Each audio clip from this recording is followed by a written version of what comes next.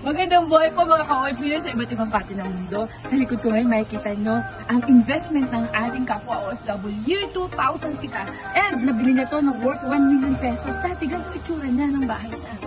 Yan, makikita nyo, ano? 29 square meter. Pero ito na po siya, boom! Hotel na niya. Alam niyo po kung ang ginawa niya? Aside from bringing yung family niya tuwing weekend, dito, ginawa rin ng hotel. Monthly, weekly, and daily. Ayan na, dito siya may-ari. Oh, pamikuita, dito po siya.